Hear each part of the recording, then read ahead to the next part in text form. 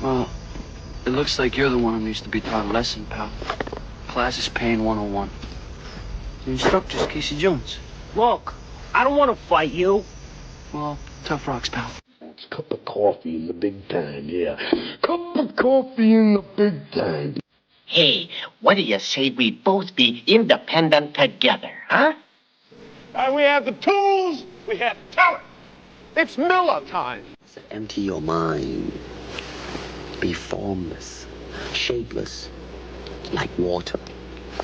Now you put water into a cup, it becomes the cup. You put water into a bottle, it becomes the bottle. You put it in a teapot, it becomes the teapot. Now water can flow or it can crash. Be water. That's great. Either I have a monster in my kitchen or I'm completely crazy. I don't think you're crazy. You know, maybe I am insane. Maybe I am insane. You know what you need? You need a Brazilian plastic surgeon. I've got one that can see. It's showtime.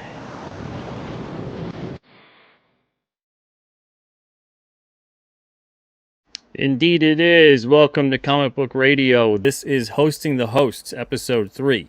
And I am your host of the night, Peter Cimetti. But my guest tonight is also a host. That would be Michael Bancroft. Before we bring him out, hello to those in the chat. Goodness gracious, you guys are all here for Michael Bancroft tonight. Doug35, Bretsky the Great, Micra. Says Pete and Bancroft, this should be good. Should be good. Should be good. We'll see. We'll see. All right, Galenian, what's up? Pastmaster Dan, hope you're doing well. We got Jaded One as well here. Citizen Ronan. We got Wayne. Mo Biggs. What's up? Even Bancroft is in the chat too. Look at that. Cisco Beast 82. What's up? Jav Stylor. All right. Brian Suddenly Old. How are you? K Manifesto is here as well. So is the Replicator. What's up, Rob? Hope you're doing well. And we also have, I hope I didn't miss anyone. There's Gerald Lang. What's up, Gerald? Good night, good evening tonight. Blue Teddy Narrations as well. Good evening. And also, hey, Kami Mark, what's up? Ruby Jade is here too. So is Cole King. Goodness gracious, the names don't stop. This Bancroft fella must be popular. Cullen, what's up? Hope you're doing well. We got Ross Wolf here too. And I think that's about it. If I missed anybody, please forgive me. Without further ado, we have the gentleman of the hour. The host of hosts, perhaps? I don't know. Maybe, but we'll find out. We have Michael Bancroft. What's up, Mike? Yes. The hell you, I am the host of hosts. That's a perfect, perfect, way to call me. Absolutely. Absolutely, indeed. Thank you for being with me here tonight. How much time do I have with you tonight? How much time do you normally do? Is it an hour? Is it a bit longer? Yeah, we usually go an hour. So usually we go a half hour. We could take a little 1 minute break or so, and then we do another half hour, and I throw a link in the chat, and they can come in here one at a time, orderly line. And if they have a question or comment for you, I like it. They can do that. So would you like to stay for at least an hour? Yes, let's do it. That sounds like fun. I see all the bogans in the chat already, so they can come in and grill me. Fantastic. For those that don't know about that mythology that you've grown on your own channel, for those of you that are not aware of Michael's channel, the link is in the description of the show. So if you haven't subbed or checked it out, go do that after the show, though. After the show, what's the bogan thing about? The bogan is it's sort of like a working class Australian, a working man, an everyman, the man of the people. And that's how I start myself. It's like people try and say, "Oh, is it like a red?" Some people think it's like a redneck equivalent. It's not really. It can be an insult, but it also can be a thing of affection. It's just a very Australian thing. It's 100% Australian. Obviously, you can hear from my voice. I am quite Australian myself. And it just came about like all good things do, all the best things on a stream. It came out organically in the stream. And so everyone in my chat, the regulars, they're the bogans. And then if they become a member, they become a super bogan. So that's how it works over there. All right. Well, mystery solved.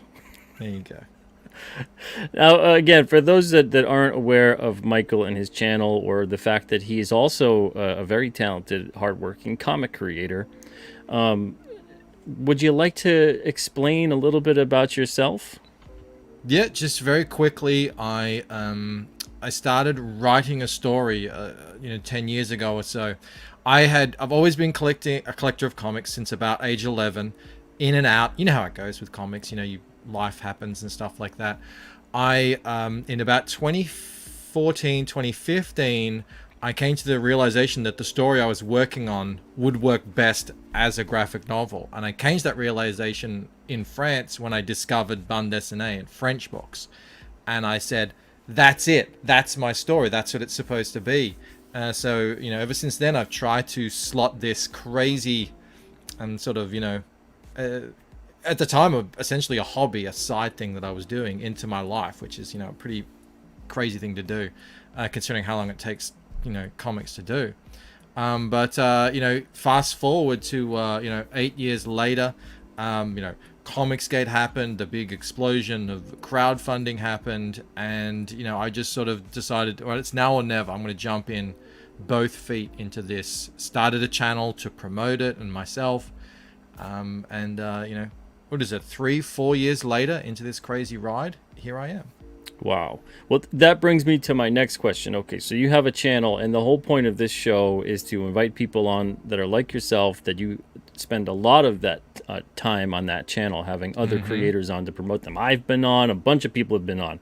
Yep. It's kind of turned into one of those places to be. You check it off your list of like, yeah, I made it. Get on to Bancroft. Exactly. Get that Bancroft bump if you've got a campaign going on. You've got a whole wonderful thing going on. So, as far as building up that channel goes, what was the catalyst that came into your mind that you went, I have to do this. I have to open up a channel, and not only do I have to do that, I have to invite creators on it. How did that all come about? Well, the first part was I have to create a channel, and that was because I started in 2014, 2015 making my comic and putting it on Webtoon, and I knew that people liked it because I had 25,000 subs to it. I got hundreds of thousands of views on it, and I had people who were regularly commenting on it, saying they liked it, engaging in it. But then when the whole, ultimately I wanted to make these. I wanted to make books. I wanted a physical thing. That was always such a far away. That's one of my favorite French creators, by the way.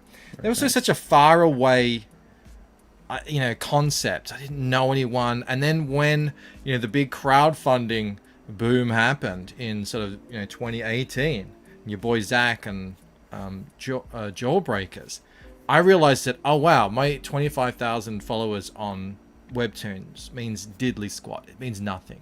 Unless you have a YouTube channel and a voice and a way to promote yourself, all your hard work, you could have the best book in the world. And everyone thinks their own book is the best book in the world, and they should. You should always be your #1 fan. People don't know about it. So you're like that tree falling in the forest that no one hears. Exactly. So I saw what Zach did, I saw what Ethan did, I saw what John did, and I saw all these other guys, and I'm like, and then I'd also seen other people, outside who, had built up their audiences, and they were doing very well. So I thought, okay, I got to get in on this. What do you do though? How do you start a channel?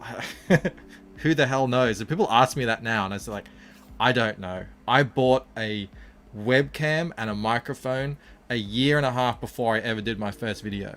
Because I wanted to have spent the money, made an investment, and had it sitting there next to me as I drew my comic, saying, "Are you going to do a video today? Is this finally going to be the day you're going to do a video?" And I was like, "Oh, I'll put it off. I'll do it tomorrow." And I did that for a year and a half because it is nerve-wracking. If you've never done this, it is hard to talk into a camera, and especially when you first start, totally. there's no chat there. You do your first stream. When I clicked live on my very first stream, there was no one in the chat. It was 0 people watching, and that is a very unusual experience. But eventually, I did take the plunge and start just a little bit of commentary stuff. A little bit. I tried some drawing things that didn't work. No one watched them. But eventually, over time, the crowd started to form. And, I'd always known, okay, I need to grow the audience, my audience, someone I can sell to. It wasn't until I had that audience that people came to me and said, hey, do you mind if I come on and talk about my book on your channel? But that did happen very quickly. As soon as I'd gotten maybe 100 or 200 subs, maybe 300 subs, I started getting, that request. And I mean, to me, it was obvious. Yeah, obviously, yes, come on. I mean, people had me on their channel. Why wouldn't I have them on my channel? And, it's like, hey, if you want to come and promote on my stream, I mean, hardly anyone watches, but you're more than welcome to come on. Yeah. And they did. It was fun. I found out I enjoyed it. I found out that I had a kind of aptitude for just hanging out with people for an hour and seeing what they're all about. And that happened in 2019, I think. And I've been doing it every week since. I think I've only missed a couple of weeks due to sickness. Yeah, you're one of the most consistent guys out there. When I see my subs, and it takes a lot to do that consistency. I'm trying again. Things always pop up, and then all of a sudden a week goes by, 2 weeks goes by, and you fall out of that rhythm. How do you maintain that rhythm? First of all, never quitting. So if you do fall out of a habit, you just got to get back onto it. But that's exactly it, habit. I don't entertain the idea that, do I stream today? Do I not? If I have a stream today, I stream. Unless something comes up, unless there's some issue or whatever, I stream. It's the same with making comics. And you know that, how much work goes into making a comic. I always say to myself, every morning, I say the same thing to myself when I wake up. If you don't get up and get your butt in that chair and start working, this comic's not going to happen. So get to it. And I just have the same mentality when it comes to YouTube. This is your show, you've committed to this, do it. Have you committed to making shorts or videos or whatever? Well, do it.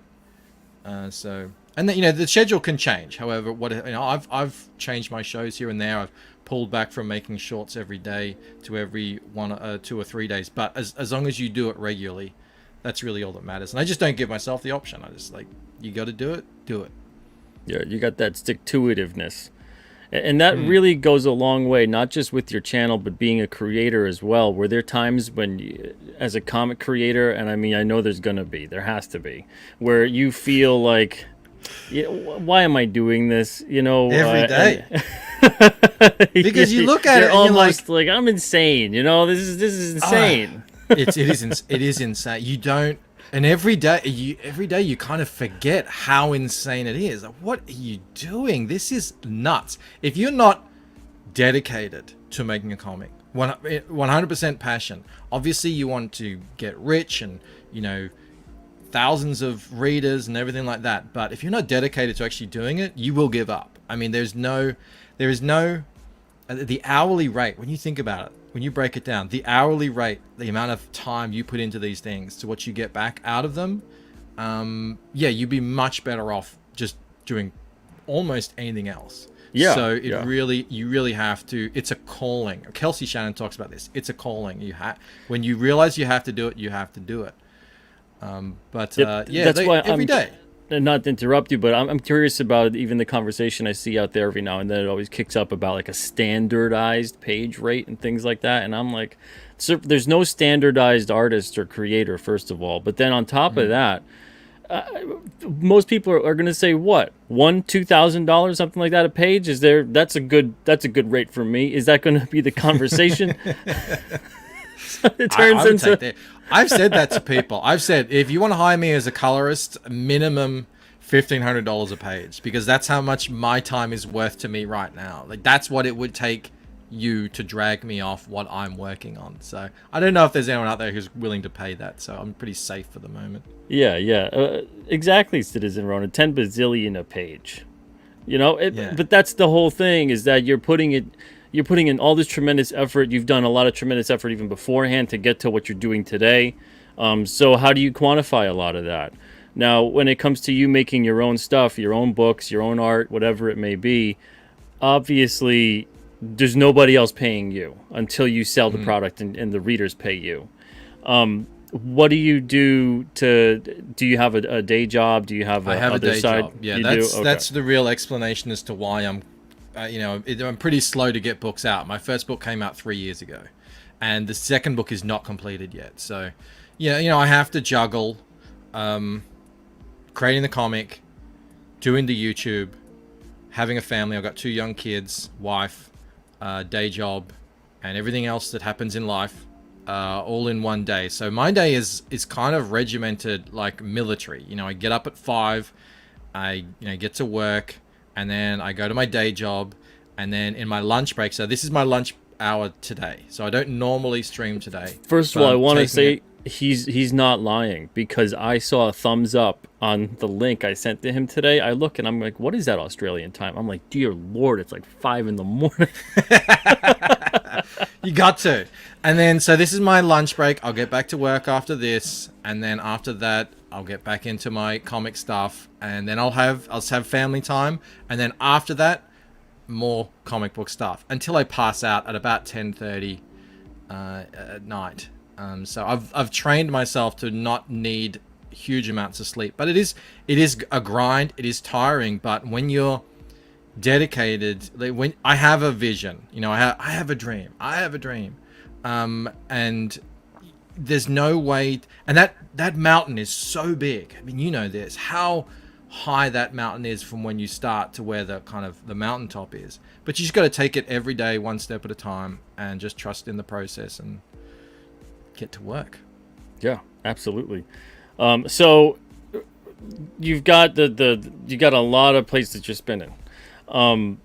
Would you say you would ever give up making a comic to do YouTube? Would you ever give up YouTube to make your comic? Like, if you got big enough and you felt like, I don't really need the driver of a YouTube anymore. I think I could just, pop out a newsletter, or do you enjoy this kind of stuff? How has that kind of evolved for you? I would never give up the comic to do YouTube. I've never even thought about that. It would definitely be give up YouTube to spend more time on the comic. But I understand that if you're not marketing yourself, you're kind of nowhere. It's like you don't exist to people. So that's sort of a necessary thing you have to do. Now, having understood that, I know a lot of people bemoan that, and they go, I never wanted to be a YouTuber. Why do I have to be a YouTuber to sell books? A lot of the time they're looking at what other people are doing on YouTube. Yeah. And they'll say, I don't want to do that. Agree. I don't want to do this. I don't want to do that. Why do I have to do that? Well, you don't. Figure out a way that you can do something that you love, that you enjoy, and do that. And that's really what I've done. And, I've made show. Sometimes it's sort of I've seen it started to veer off in a direction that I wasn't comfortable with or happy with. I wasn't enjoying, so I course corrected. And, that's been, and things, my tastes change, my interests change. So I'm always looking like, okay, how can I make sure that this is something that I actually, knowing that I have to do it, how can it be something that I want to do and I'm enjoying and I'm not dreading doing? And I think that helps massively, that I enjoy promoting people. I enjoy checking out their comics with them. I enjoy checking out art, all this stuff. I love hanging with the chat. Just do more of that. And as well, I've seen people go, oh, I'm going to do this. I'm going to chase this. I'm going to do this because it gets me these views and these clicks and everything. And I know, all right, they're on borrowed time. That's a countdown. They are eventually going to burn out and give up. Yeah, like anything else, you got to be genuine and sincere about it, because you're going to start wearing yourself out, and it's going to start showing, and then it's going to turn into, oh, geez, like, what do you come up with? You're constantly chasing the next whatever it is you think that you have to talk about to get attention or whatever it may be. Exactly. But yeah, I always find it strange that people are like, I got to be a YouTuber. Not necessarily what you might think, if they're thinking like PewDiePie or something like that. You have to just have conversations. That's it. You have to talk, and hopefully talk in an interesting way about interesting things. And maybe you get lucky and the magic happens when you have consistency with doing that thing.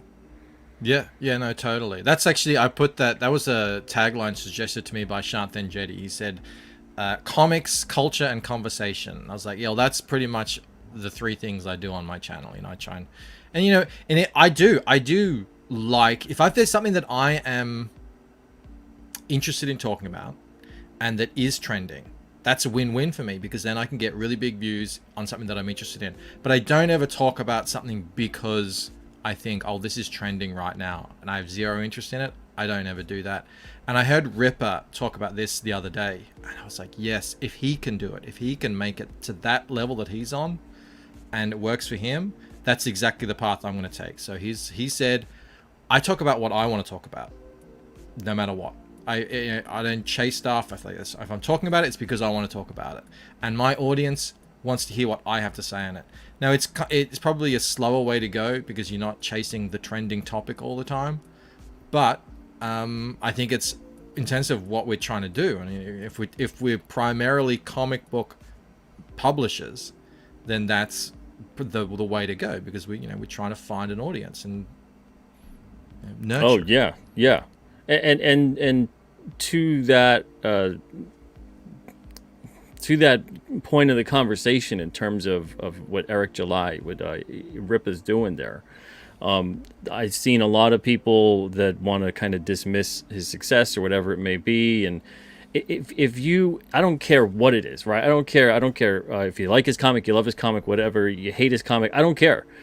If you can't learn and understand that the reason he's got his success is because he's been able to build an audience and utilize a platform, I don't know what to tell you. And like you said, if he can do that, and if he can do it by being genuine and being consistent, just about anyone can do that. Mm-hmm. But it takes a lot of work. I've said this before on this channel. Yeah, it's 3 little pigs. You could build that house of sticks and straw and go have fun, and then the whole thing comes toppling down and you're screwed one day, right? Or you can brick by brick, take your time, do it the right way. It's hard work. There's going to be a lot of down time in terms of those valleys. And then eventually, though, you're building up. And then all of a sudden you've got something, and those people with the sticks and straw houses that are losing their minds because everything's collapsing, of course they're going to pound on your door. Let me in. Only now these guys aren't trying to do that, right? They're trying to light little fires around that brick house. I've seen that a lot. I've been in this space. I've been in this YouTube space now for 4 years, and I've seen it a lot. I've seen guys, they burn like magnesium. They do chase sort of drama and all that kind of stuff, which I try to sidestep as much as I possibly can when possible. You can't always do it. You make connections on YouTube with other people, with other YouTubers and other creators, and then they start fighting, and you kind of you get dragged into things, but you can kind of stay out of it. But I've seen channels just take off, and it is, if they're taking off for reasons that I think is not long-lived, then it's not really something you want to worry about too much, because you know that eventually they're going to have to, whatever drama they're tapping into, they're going to have to feed it with something else, and it's just going to sort of spiral. But other people I see, they're actually building their channel off their brand, whatever it is. I want to shout out Rini Draws is a great example of that. She's built up a really decent crowd over there on her channel, and it's almost primarily on her book Fiendish and her own personality. So that's the direction is much better, much long lasting, much more valuable. And she just raised $200,000 on a campaign, so I mean it shows that's the way to go. Yeah, there's a lot of lessons to be learned, absolutely. So we got about 5 to 6 minutes or so before we take our first break. I want to concentrate on what you do as a comic creator with your story, The Lucent. What's that about? So it is it's really hard to define, because there is a genre, but I can't tell it because it's mystery. But it is I will say it's a mystery thriller book. It's done in more of the European style. So if you're looking for a story that is more American superhero kind of format, you're not going to find that in The Lucent. It is a much more decompressed story, and it's this kind of, essentially the premise is people have tapped into superhuman abilities through their dreams, and they've been doing it seemingly for thousands of years. And now, it's current year. What does that world look like? What if a group of those people have kind of hoarded that knowledge to themselves and are using it for their own benefit? What's that is now you start getting into secret society stuff and all that kind of stuff. All that fun stuff that I really love. You're talking my language. Do you have a digital version of this available? I will have a digital version for the first time ever on this campaign. Oh, what is I'm not going to read a digital book. I'll just order the print one when it's time. There you go. Get the hardcover. And yeah, so essentially that's the setup.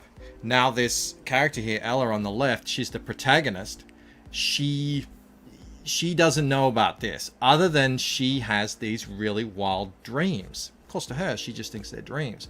In Waking Dream, she finds out that, maybe, this is more real than she ever anticipated. Painted Death is the follow-up. Now she's well and truly, falling down that rabbit hole. And every time she accepts someone's help, and she's going to need help in this crazy world, that just, pulls her in even deeper. So that's what's happening in Painted Death. There's quite a bit of this kind of history in Australia too. I'm guessing you were inspired by some of it, right? Well, I wouldn't say so. It's maybe you don't want to, maybe unintentionally. You don't want to say? It's more inspired by, if you're into kind of like a Graham Hancock, Sumerian prehistory stuff. That's what really kind of lit my imagination on fire. Okay. It's like, wow. Imagine that our history is, the majority of our history of a civilization is completely lost to us. Now that is just a mind-blowing idea to me. Like he says, we're a people with amnesia. Exactly, right? And so, but then you can kind of push it because it's fiction. Now you can take it wherever you want. Well, imagine if that was done on purpose, by a group of people, and and then they're hoarding that knowledge for themselves, and then you can kind of really start getting into the fun stuff. So that's kind of the background premise of the story. But the story follows Ella in her journey, her hero's journey through that world. Very nice, man. I think we're going to have a separate show where we just do a deep dive into ancient civilizations, known and unknown. Because I'm like, oh man, you're talking Graham Hancock here. Holy smokes, we got to talk about like Göbekli Tepe. We got to talk about all kinds of stuff. All right, that's a whole conversation for another day, and we will get to that at one point. Before we go, I do want to preface you so you can kind of just get ready for it. I noticed here that you've got a crowdfunding countdown. So you've got a crowdfunder that launches June 25th. Right. I'm going to have a couple questions for you because it looks like, are you launching this on your own personal site? Yep.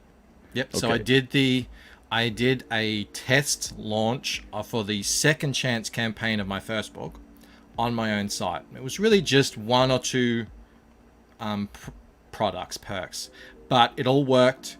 I think we raised $8,000 US or something like that, over 200 books. So it's all, that was sort of the soft launch. I wanted to do that so that when I came around to this, and I was like, yeah, I'm doing it. So at least for the first 30 days, at least the Painted Death campaign will be exclusively on thelucentcomic.com. All right. Okay. So I'm going to pick your brain a little bit more when we get back here. We will return in a few minutes. You're watching Comic Book Radio. I'm your host, Peter Samedi, and my guest tonight is Michael Bancroft. This is Hosting the Hosts, Episode 3. Don't go anywhere. We're going to be right back in just a minute.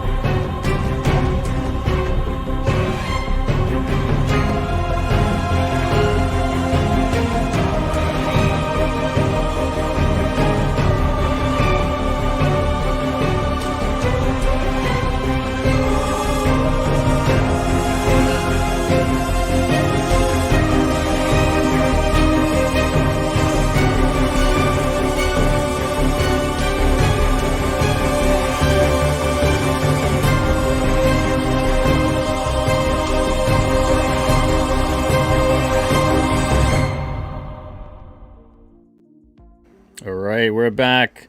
We are watching Comic Book Radio. Again, I'm your host, Peter Simeti, with my guest tonight, Michael Bancroft. Now, Michael, I wanted to talk about this a little bit more. So you're launching this this crowdfunder on your own site. Are you launching it anywhere else as well? No, so for 30 days, it'll be exclusively on my own site. Now, after 30 days, anything is up in the air. I will see how the momentum of the campaign is going. Obviously, it's hard to drive people to your own site. You know, it doesn't have its own organic traffic that you might get on Kickstarter or Indiegogo or even Fund My Comic now. You know, there's a lot of promotion surrounding that site. So I'm going to try it at least for 30 days on my own site. And then after that, we'll see. You know, I'm not opposed to any of those sites anymore. I consider them all sort of the same, except for Fund My Comic, which, you know, it seems to be, I know the guy personally who's running it. And it seems to be very, you know, open and free speech focused. But as for the other sites, it's like, you know, you're kind of dancing with the devil there, in my opinion. But I understand as well, they have they get millions of people going there, and also there are people who prefer backing on those sites. So they have, I just want to back on Indiegogo, I just want to back on Kickstarter. So I'm like, all right, well, I'll give you that option, but that's going to come afterwards. So have you ever done a venture like this before, where you've launched it on your own site? Just the second chance campaign for my first book. I didn't put that on Indiegogo, and we sold hundreds. So I see that as a pretty good, you know, soft launch version of it. And we'll just see how we go. I just think, you know, people have done it now. You know, obviously Eric July's done it. Mandy Summers did it. Yeah, we've been selling Aerith, direct on Alterna for a long time. Yeah, exactly. Like a lot, exactly. People have their own websites. This shouldn't be a really big controversial thing. I'm gonna go. You know, at least I'm in full control of everything. I think the site looks amazing. I've almost complete control within the bounds of Shopify's themes and everything. It looks amazing. I get to lay it out how I want. I get to choose, you know, how often I get paid out and all that sort of stuff. So that's great. Yeah, very nice. I think it's a logical next step. So like you said, even if you have it eventually or simultaneously, like what we're doing right now with Alterna, we've got a simultaneously run campaign on Indiegogo and then on our own site. But even if you're going to then launch it maybe later on or do whatever it is, I think it makes sense to have a headquarters, you know, and everyone, when you get to a certain point, and you'll know when you're at a certain point, because you eventually see the numbers and you start going, that's enough numbers to justify having my own thing.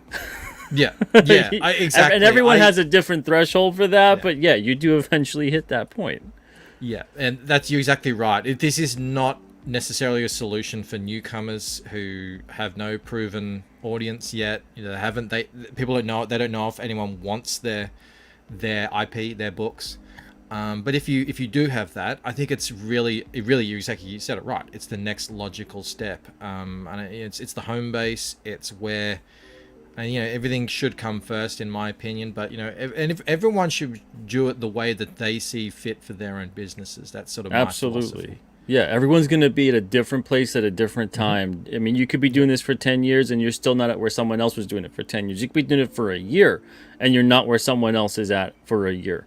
So don't look around and judge where you should be based on where you're seeing everyone else and where they're at. You know what's right for you, and obviously you're going to take some chances here and there with some new ventures, maybe going into new spaces or whatever it may be. But I don't like seeing people that feel like they have to do the thing or go, you know, somewhere or sell somewhere or whatever it may be just because they think they have to. You know, and conversely, when it comes to promotion or someone being involved with your company or purchasing your book or whatever it is, they don't have to do any of that either unless they want to. So it's that kind of thing of like, you know, live and let live. That's how I view it anyway. Maximum options. That's how I put it. I've always said it. Put the options back into the hands of the backers, and if you don't like my politics, please buy my books. That's how I put it. It's just, yeah, absolutely. K Manifesto, thank you so much for the super chat. Says, what's up, Pete, Michael, and chat? Thanks for a positive stream. Congrats on King Cryptid and looking forward to Painted Death. Thank you. Very yeah, nice. King Cryptid looks so good. Oh, thank you, man. Oh, man. The stuff you've been sharing on that is just off the chain. I appreciate that, man. I know you got the digital. Did you get a chance to read it yet at all? I have not had a chance to read almost anything. So. Yeah, I did a show the other weeks ago now where I reread Eric Weather's Battlebrick Road because I did the deep dive with him. I was like, man, this is the first comic I've read in months now. It's just like I said. I mean, I'm working till I pass out at night, and it doesn't leave much other. Oh, I hear you. I hear you. No worries. Believe me. I know exactly where you're at, man.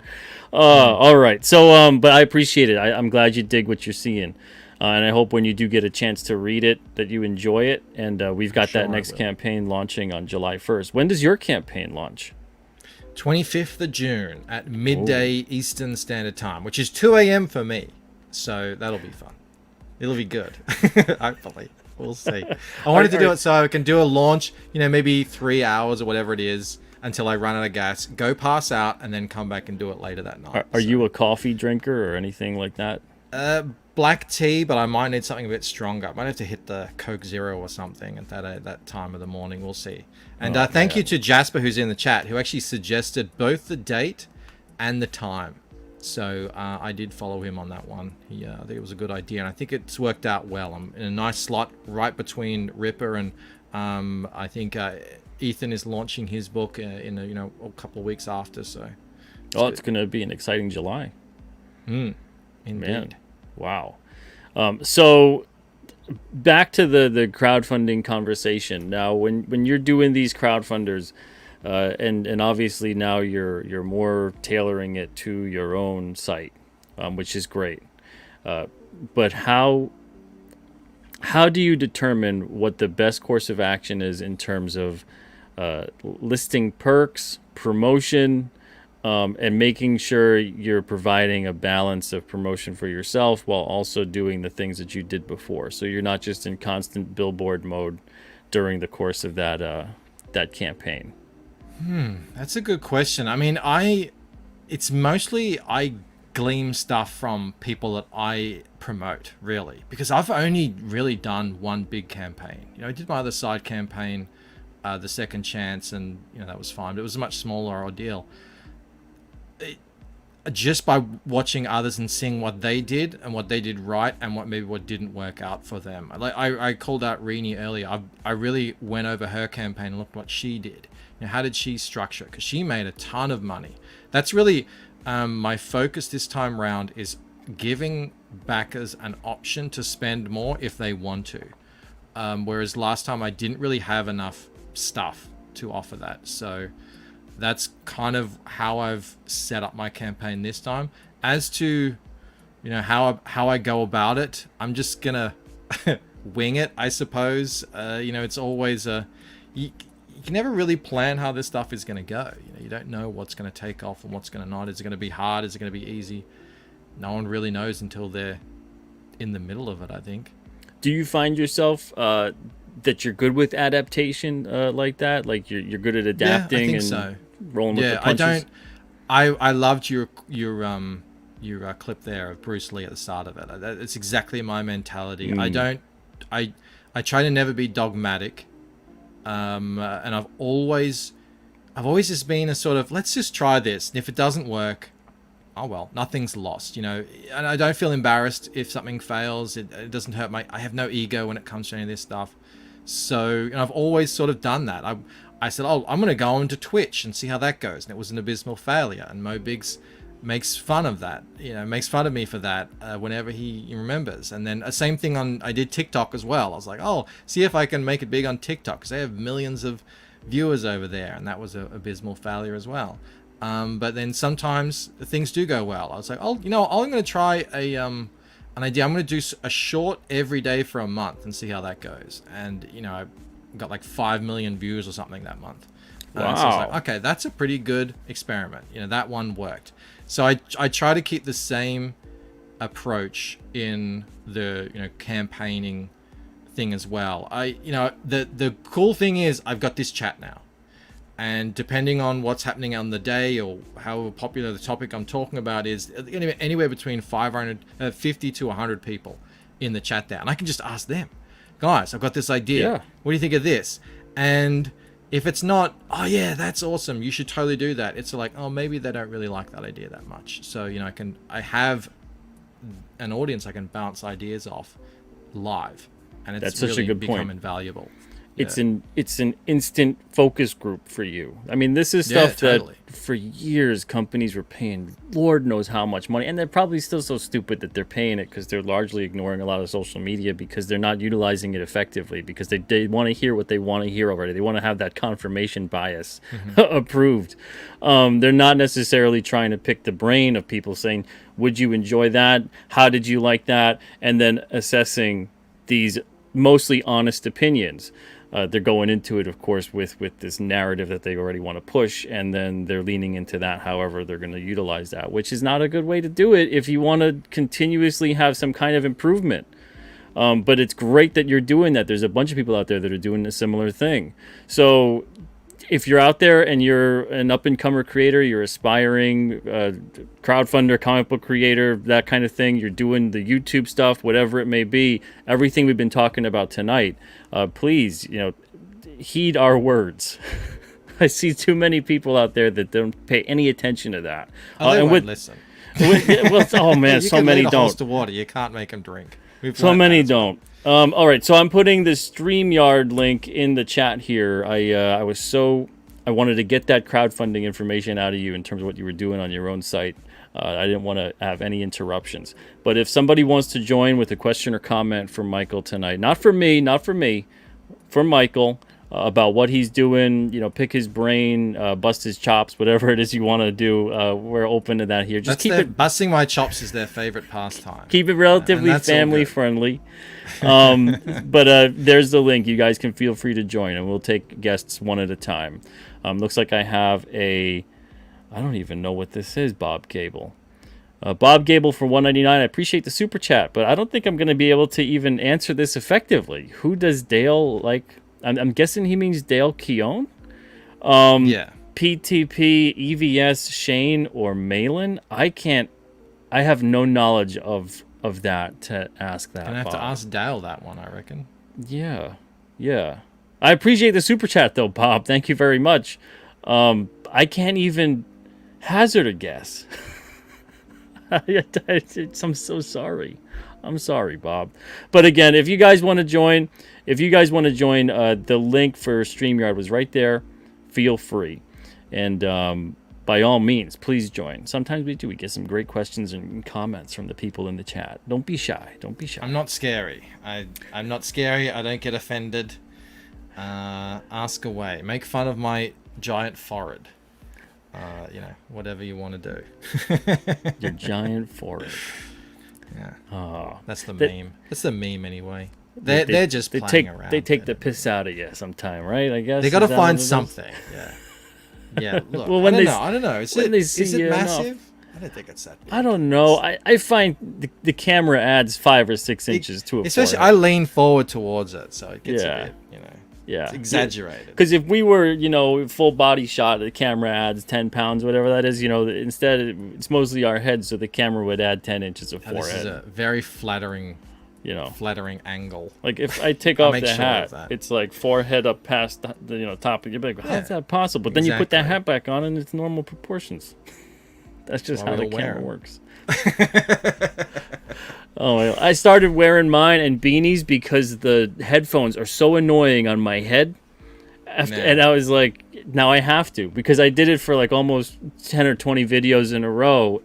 I tried it once without it, and I was like, I look so strange. So yeah, it does become a thing where it's like I gotta wear a beanie or a hat. Oh my lord. Anyway, so back to what you were talking about, which was kind of diversifying your reach. You were trying things here and there. I've also noticed that you've put your show on Rumble, right? Yes, that's another thing, and that was another experiment that ended up working out quite well. I see what's going on out there, and it's the same as when I started up my own website. I saw what was going on with Indiegogo, going on with Kickstarter, and it's like, we need to kind of diversify where we're at so that there's not one point of failure. And YouTube is a massive point of failure for all of us because that's where most of us do business. But I saw people going over to Rumble and making it big there, much bigger creators than me. They get thousands of people over there. But I thought, well, let's just start small, and it's actually gone way better than I anticipated. I think close to 550 subs over there. Sometimes my streams get more views on Rumble than they do on YouTube. Now it's not quite the same because those aren't my subs.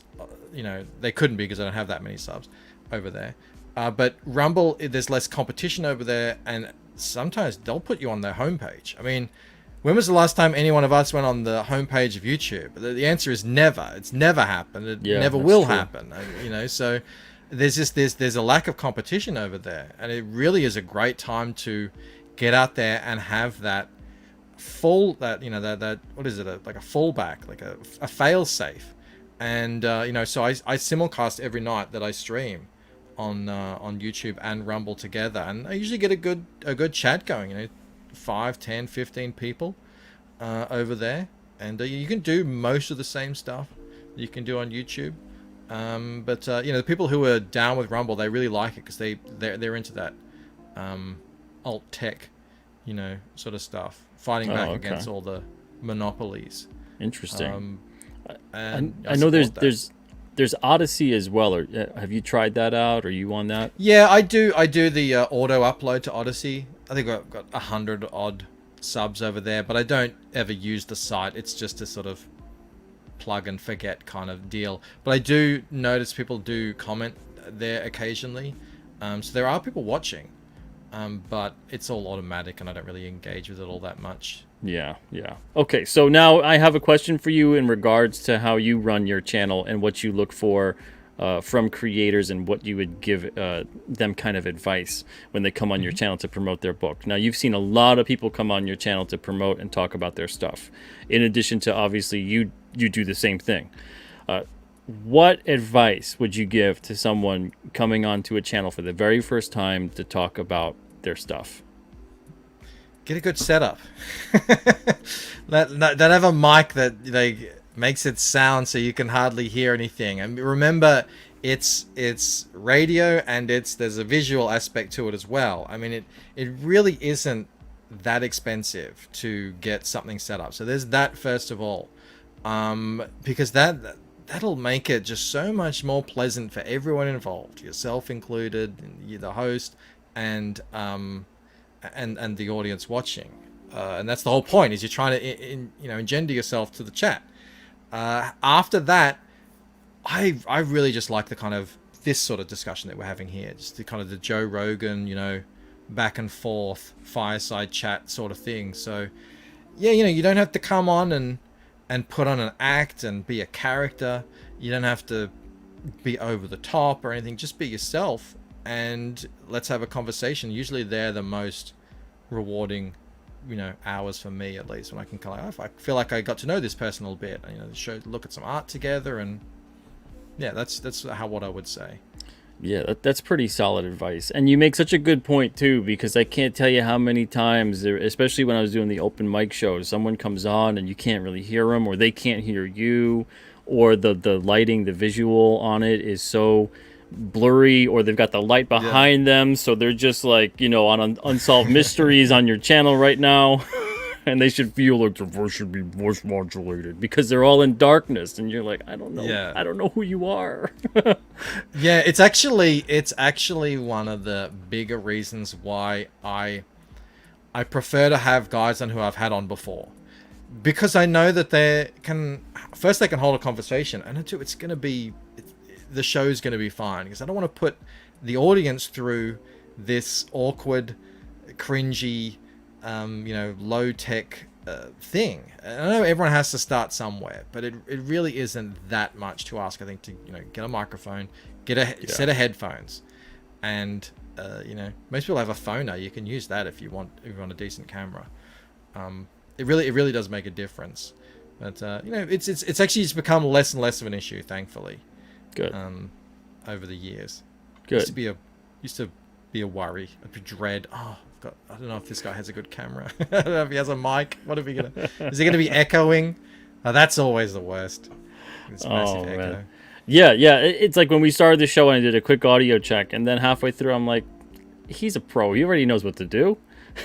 He's fine. Yeah. It's always asked, like, have you been on anyone else's? If I haven't had them on, have you been on anyone else's show yet? And that's purely just so I can get a link to see the setup. That's all I want to see. Just like, I'll take it from there. I'll take the rest. But we're trying to sell books here. We're trying to sell ourselves as at least semi-competent people. I was going to say, the competence breeds confidence, and not just Exactly. yourself, but the people watching. Exactly. So if someone's a massive train wreck on here and they're like, please give me 15 grand for my book, and you're like, I don't know, man, you can't even figure out that, like, no one can hear you or see you. But you want 15 grand for the book. I've got this 100 book epic planned, and it's gonna be this and that and everything. It's like, yeah, but I don't know. Look at your room. I don't know if this is gonna happen. Yeah. So it does. Having that confidence does breed that confidence. What I really love about the fact that you're willing to try this and that and whatever and see what works. First of all, I get to see how you're doing it, and if it works for you. Yeah. Oh, that didn't work for him. Oh, that did. Yeah, totally. Yeah. So I love the fact that you and there's a couple other risk takers out there that are trying certain things, and because I'm always like Rumble or the YouTube shorts and things like that too. I've seen and enjoyed a couple of your shorts, which is great. So keep it up, and obviously, like you're saying, you get views on them, which is good. Outside though of YouTube or anything visual in terms of the video setup and whatnot, what would you say would be the next most important setup for promotion? I mean, like, art opens the doors, right? Whether you're a writer, don't skimp on the art, and if you're an artist, get better, and we all can. None of us are, Frank Frazetta. So, that as a promoter, that's what I look for first, because I know that's gonna, if I put a really cool piece of art on the thumbnail, I mean, that's gonna get bums in the seats, and people just want to look at that, and they want that. So this is a visual medium that we're working in, so yeah, invest in some cool art, because that will be the majority of the pushback you're gonna get. A lot of the times when people come to me and I'm a bit, I don't know, usually it's because their art looks a little too undercooked, and I understand this is an independent space, but that you're competing with people who have previously worked as professionals in the industry, or are still working in the industry as professionals, or are essentially professionals here in this scene. So that's first off the get-go. Other than that, I mean, enthusiasm. You have to be the number one fan of what you're making, because no one else is going to be. And there's a guy, a Drink with Crazy, who says this is like, I can't sell your book for you. All I can do is offer you a platform upon which you sell your book to the chat. So it is, I get it, people have all different kinds of personalities, but figure out a way to turn it on when you need to, and come across as enthusiastic, hopefully not too long-winded, and even though I'm guilty of that myself tonight, but yeah, I wouldn't say you're being long-winded. Sell it. I want you to talk. See, that's the thing, right? With hosting the hosts, it's some of these hosts, and this is the third time too. Every single time, it's people who aren't used to being the ones that are driving and pushing the conversation and talking more than the quote unquote guest. So, yeah, this is a good thing. It's good for you to talk. We need you to do that. That is another thing, actually. Sometimes when you get someone on, and this is just their personalities, it's a bit like getting blood out of a stone from some creators, and you really got to just All right, I guess I'm taking the wheel. You can pop in and you can, say something whenever you want, but I guess I'm driving this thing tonight. It is really nice when you get a guy on who knows what he's talking about and is super passionate about it, and you kind of have to interrupt him. That's actually much nicer. And I'm talking guys like Von Klaus, Adam Lawson is another guy like that.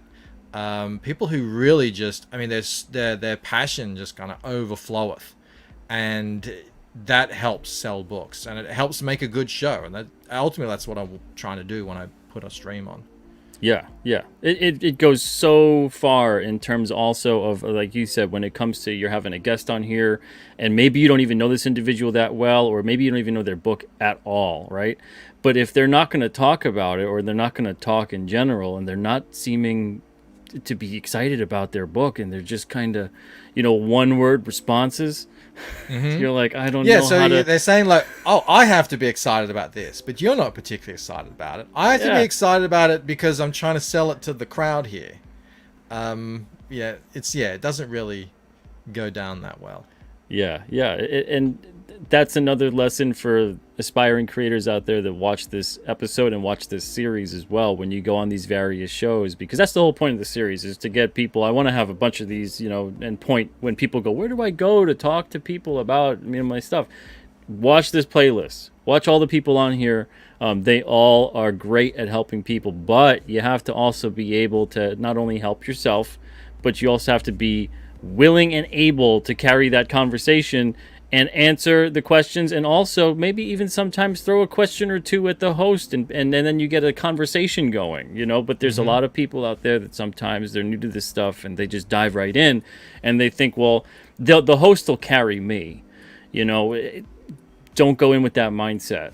But yeah, definitely some of the advice you're giving tonight, I would say all of the advice you're giving tonight is great, but some of the advice especially about what to do when you're on a show, when you're out there promoting, everybody please take stock of that if you're a creator planning to go to a show. Jav says Rini was a standout 2 years ago on your promo stream, Pete. Yeah, a bunch of people, and I had commented on this the other night, was that the first time that I had saw her, she was on an open mic show, and her campaign, I think, was at like $6,000 for the first one. And she kind of had like almost no idea what to do. She was very excited about what she was doing, but like that was about it. And almost no one knew who she was and everything like that. And there's been a bunch of creators that have come on the open mic show that have been like that. Some people are asking if I'm going to bring the open mic shows back. I'm going to, every now and then, one time a month, I'm going to be putting out an open mic show on the Comic Book Radio show.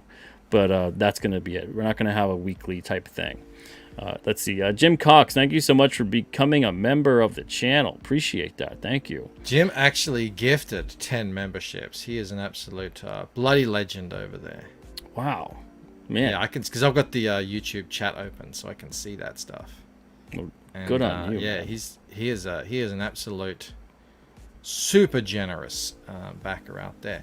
You're so right about Rini, and I always kind of tease her sometimes about how she sort of meekly came to me because I had a channel at the time and she didn't, and she was looking to get onto shows, and I knew from straight away, I was like, oh yeah, she's gonna make it. Like, she is just, and that's another thing I want to bring up that Rini has in spades is positivity. She is always positive, almost always positive, but in general, that's her status quo, is she's positive. She's positive about her work. I mean, if you mess with her, she'll go full tiger mum on you. But for the most part, she is just a beacon of positivity. And I think people kind of crave that on YouTube, because YouTube can get very negative. I mean, that negativity sells and negativity gets views. So there is that inclination to sort of head in that direction. But that's another thing. Like, come onto the streams, be super positive, be enthusiastic, and yeah, you have a hope then, at least, of following in Rini's footsteps. Absolutely. Let's see. A bunch of people I'm seeing are saying hello to your wife in the chat. I don't see her though. Where is Mel? She's in there. Maybe there. I'm seeing... I didn't see her either. Yeah. Huh. Maybe they interesting. I was hoping. I don't want to pass her over. Oh man. Well, if you're there. No, I didn't. Oh, there she is. She says, "Hail, packing orders and listening." Thank you for the membership, Jim Cox. Oh, all right. So you got doxxed by Jim. That's what happens when you gift memberships. Your lurking status gets outed. I see. Man, oh man. Well, goodness gracious. But yeah, so we're coming up on the hour of the show. Do you have another 15 minutes? Is that possible for you? Let's do it. All right, so another 15 minutes. All right, I'm going to put the link one more time in the chat here. If you guys want to pop in, if you want to have a question for Mike or a comment, whatever it may be, please feel free to step on in and don't be shy. Yeah, I'm not scary. Yeah, there's a lot of shy people sometimes. Oh, I get it. I remember when I first went onto Cecil's stream, he was doing promote your book kind of stream, and there were 300 people watching, and I couldn't have been more nervous. I was a bag of nerves. So I get it, and it's just going onto YouTube. It can be like that, but there's really only one way to get over that, and that's just doing it. Yeah, it's true. It is. All right. Well, speaking of fantastic, we have somebody here joining us tonight. What's up, 40% Zed? What is your question or comment here for Michael Bancroft? Oh, hello. No. Hello. Okay, good. You're there. Have I opened up by making a fool of myself? Hi. Can you hear me? I can hear you. Yeah. What's up? How are you? Oh, you can tonight? hear me. Yes. Oh no. Are you there, 40% Zed? There's a delay. I think there's a massive delay. There must be a huge delay. Do you have it open in another window? Are you listening on another window as well? Oh no. Oh no. 40% Zed, I'm gonna have to say goodnight to you, but please. The delay is horrendous. It is. It's really bad. This is a live show. Even when I can hear you, it's completely roboting. I will say something about 40% Zed, who's a regular in my chat. I really appreciate. He's very candid, very frank. He doesn't shy away from unpopular opinions. Doesn't mince words. That's good. Be direct. No, he doesn't mince words at all. It's really refreshing. In the next 2 minutes, you'll hear those kind words from Michael Bancroft. 40% yeah. But as far as that delay goes, man, oh man, it's outrageous, egregious, preposterous. Yeah. So 20% Zed, I'm gonna have to bid you adieu. But thank you so much for stopping by and trying to have a conversation tonight. All right. Well, sometimes that happens. Sometimes it happens. I'm going to put that link one more time. If anybody wants to join again with a question or comment for Michael Bancroft, please feel free to do so. One day we'll get big enough to have producers who can, handle the calls and everything, and that it all works perfectly smoothly. But we'll have to, keep working to get there. Yeah, absolutely. I agree. Right. Let's see. Ruby J, thank you for the super chat. Says, will the gold, silver tiers be limited when you launch? No, they won't, which is terrifying. But that's what I'm going to do. I figured out a way to do it. So what they're talking about there is I'm going to do an ash can. So I'm going to do a head sketch of an ash can as some original art on the campaign. And in different tiers, there'll be those ash cans will be drawn in a different colored like metallic pen, right? So these are me drawing over the top of my pencil sketch. So they're all, it's the same image, but they're all slightly different. And then, so this one, hang on, backwards. This one will be available in the cheaper tier because it's, bronze will be because it's bronze. And then silver will be in the middle one, and then gold will be in the most expensive. But I don't think I will be limiting them. And if that means I have to draw, hundreds of them, so be it. I think I timed myself. I can do this in under 15 minutes. So, they're not going to be cheap. They'll be like $60 or something because it's, they are originals and they're exclusive. So, yeah. It looks great though. Very nice. Yeah, I've never seen anyone else do that. So I thought, let's do something a bit different, It's good. When you're an indie, you have to utilize what the most valuable asset that you have as an independent is the ability to not have to go through God knows how many layers of corporate to get an Exactly, idea yeah. out there, you know? You can just do stuff. Yeah, just do it. You got an idea to make a product, to do something else, to innovate, do it. You don't have to go through all those Yeah, things. I was umming and ahhing over whether or not I wanted to put any original art, because I work digitally, and I did put original art on the previous campaign, which is essentially me going over my own drawing by hand again. So drawing the same thing twice, which, was good for the money. It was good to have that thing on the campaign, but my God, it kind of felt like I was moving backwards. So I ummed and ahed over whether or not I would do that again. But this is a much simpler kind of thing. I can knock these out while I'm watching TV, just sort of on a little thing here. So, that's over the cool. course of the campaign, I should be able to, Very nice. Get these done. All right, so we got 2 people waiting in the wings now. They have questions or comments for Michael Bancroft. Let's hope so. Let's hope we can hear him or see him. Hey, Crystal McGee, what's up? Thank you for joining the show tonight. My fellow McGee. Hey, it's a pretty good night How you tonight. going?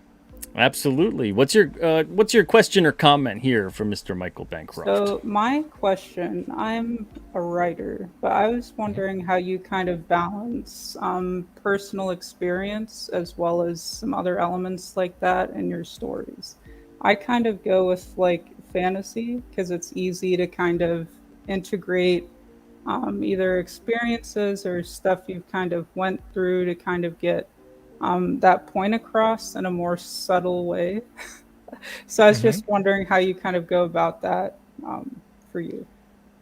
I don't know of any way that you could write where your personal, yourself doesn't get injected into it, whether you try or not. I mean, the premise for my guess, like, story. as far as making it more entertaining. Sorry for interrupting you. Yeah, no. I mean, the premise for my story came from my own personal experience with lucid dreaming.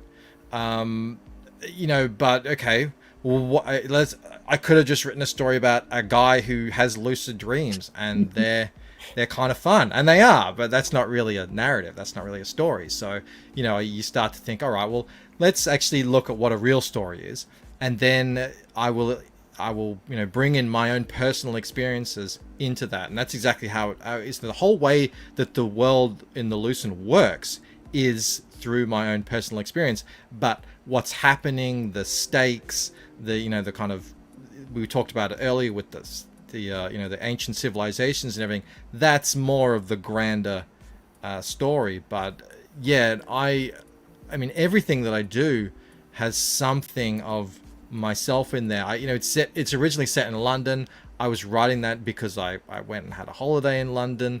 It's a lot of it involved in Paris. My wife is French, so it all kind of ties in. I actually met my main character in a dream personally. That's awesome.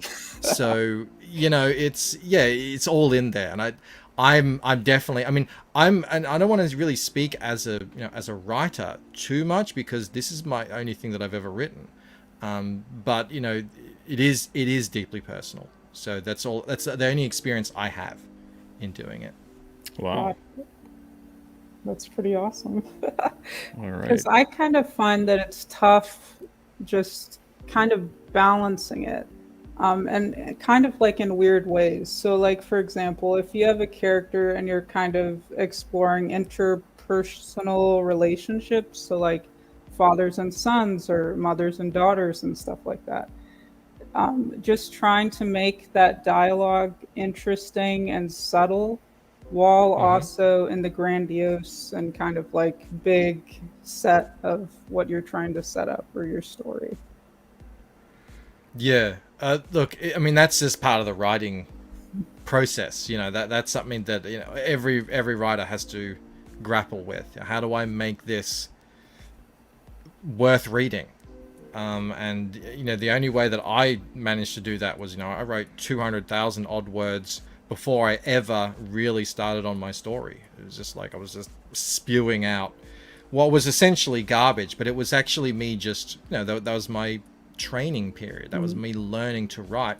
And the good thing about going independent is you're not you can kind of set your own deadlines, and that's been really important to me with my writing, in that I don't have to rush drafts. I can redraft and read, and I work with an editor, and we work together and make sure that, editors are amazing, guys. Yeah, definitely. If you A have good one. the ability, A good one.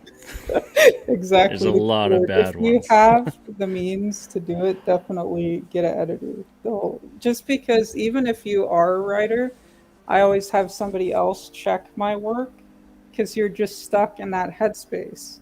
And you've been focusing and zoning in on that for like 24 hours. Yeah. And you just need a different set of eyes. So it's huge, the difference. One thing I want to interject about dialogue with characters: definitely have your characters, their personalities known to you, even if they're not known to the reader. So this one character, maybe they talk a little slower. They've lived through some stuff. This other character, maybe they're very energetic, fast-paced talker. But then say their dialogue out loud. And that's going to help you to train your ear also for dialogue. And this way, when you then write it, the reader, as they're reading it to themselves, it'll sound more natural to them as well. And they'll pick up the pacing with the character. Yeah. That's great advice. Very awesome. Thank you so much, Crystal. And Crystal, you're going to be on the show, what, the 12th? July 12th? Was that it? Or the 11th? I forget. I think, it might be the 11th. Whatever the Tuesday is. Let me look at the calendar real fast here so I don't screw it up. Oh, the 11th. Tuesday the 11th. So Awesome. Come back here to see Crystal on the show. And thank you very much, Crystal, for stopping by, and have a great night. Yeah. Later, guys. See ya. All right, we have another guest here, Statistical L0. Hey, episode 1's hosting the hosts. Talking to episode 3. I'm going to jump in and then jump out, because I know I've had in the past habit of jumping on and then kind of staying. But I just wanted to say, the first poll that I did, I remember, I asked where the best fan channel was. So it was down to Crackhead Jeremy, the chat, and Michael's channel. And he won, like, pretty much over the whole thing. And I wanted to say, like, everything you're doing is gold. Keep it up. Every time I go in there, there's like a sea of orange. It's one of the friendliest places in the world. And it's awesome to have found your channel. Just want to say Thank you, man. I really appreciate that. Thank you. It means a lot. Yeah, man. Thank you for stopping by and sharing those kind, supportive words with Michael Bancroft. Of course. So nice. That's great. I love it. Back to the chat. Thank you so much, Stato. Always great hearing from you, buddy. Have a great night. See you guys later. Bye. All right, and we also have another caller in the wings, WD Smith. Ooh, I hear myself. Ooh, I sound like that? How can you guys listen to this? You get used to it. WD, can you close that tab or mute it? Let's see. I'm trying to. How's that? It's like an endless echo. Have you got your window, the YouTube window open?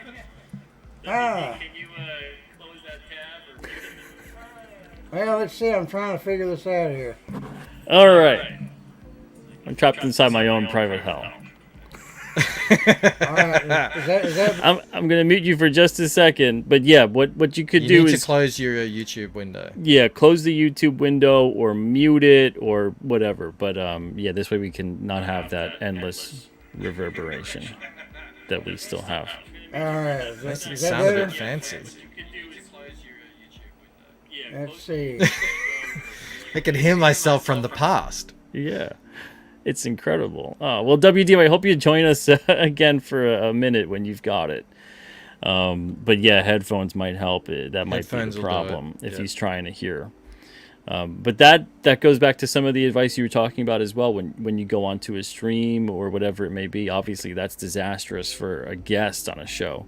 But in this scenario, we could be a little more forgiving, and hopefully if WD doesn't have the right equipment this time around, maybe next time he will. I saw a question up here from the Fourth Age. Where was that? He has a question for you. He says, what is your obsession with green?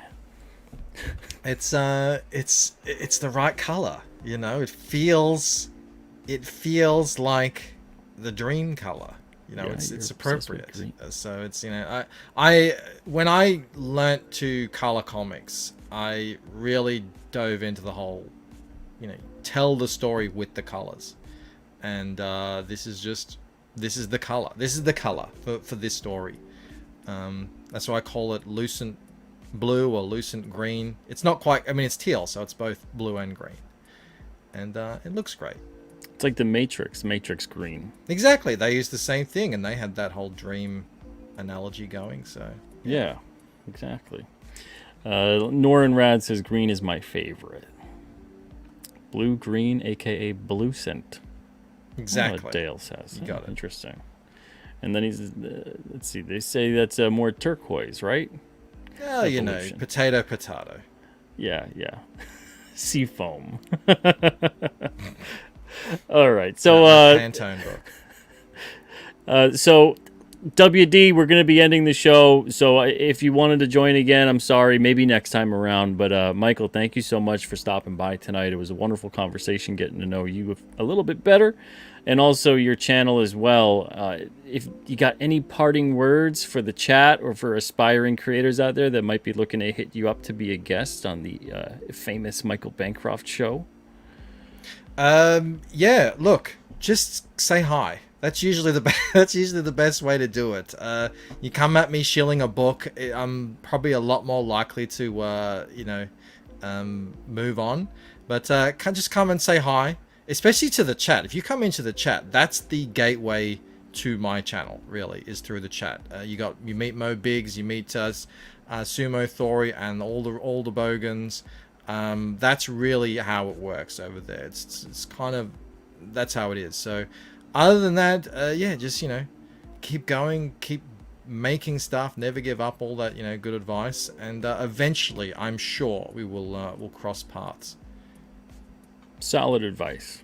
Good stuff. All right, so Michael Bancroft here is launching a crowdfunder in a couple of days, just about a week or so. A week. 7 days Man, exactly. oh, man.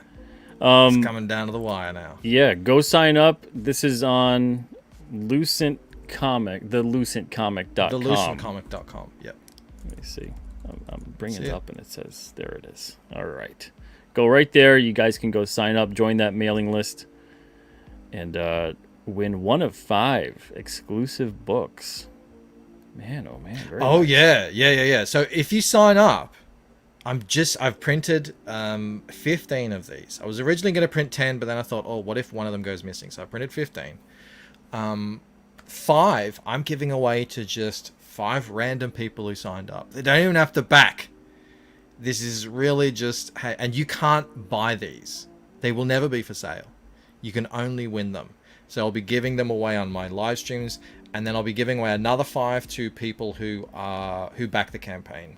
And I'll be doing that randomly over the course of the next 30 days. Fantastic. Wow. So go sign up for that mailing list and then get entered to win one of 5 exclusive books. All right. Very nice. Everybody take it easy. Have a wonderful night. Thank you for spending some time with us tonight. Michael, thank you so much for spending some time with me. Thanks so much, oh man, that was a wonderful hour. And we'll see you Tuesday. What do I have Tuesday? I have a guest on Tuesday. So yes, that's when I'll be back. So see you guys Tuesday night. And again, on behalf of my wonderful guest, Michael Bancroft, and of course myself, thank you guys for watching tonight, and we'll see you soon. Everyone have a lovely evening and a great tomorrow. See you guys. Bye.